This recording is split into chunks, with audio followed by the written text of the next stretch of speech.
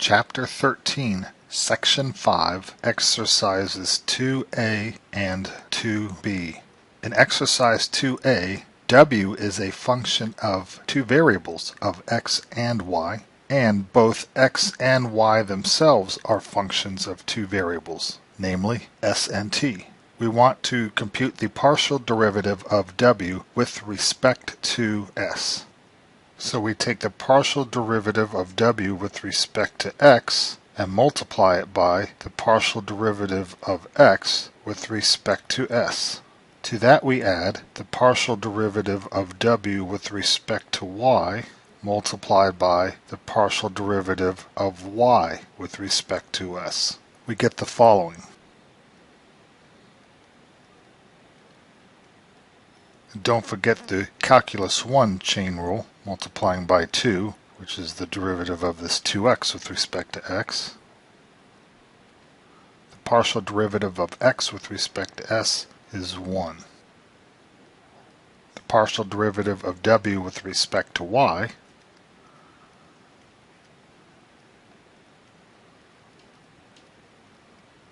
calculus 1 chain rule times 3. And the partial derivative of y with respect to s is 1. We should write the partial derivative of w with respect to s in terms of s and t. So in place of x, we will write s plus t. In place of y, we will write s minus t.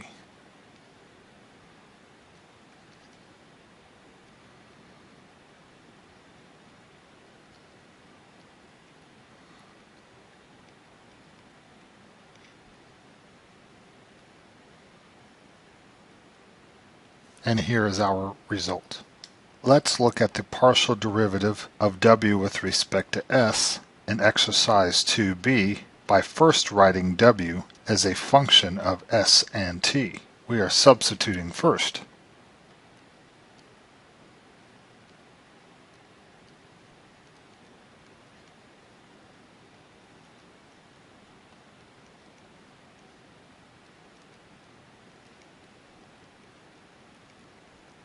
We get sine of 2s plus 3s is 5s, 2t minus 3t is negative 1t. So the partial derivative of w here with respect to s is cosine of 5s minus t times, by the calculus 1 chain rule, the derivative of the inside function here with respect to s, which is 5.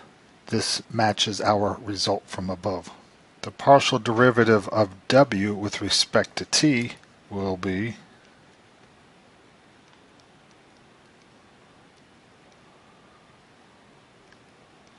very similar to the partial derivative of w with respect to s done above. I'll ask you to check the handout to get the final results for this.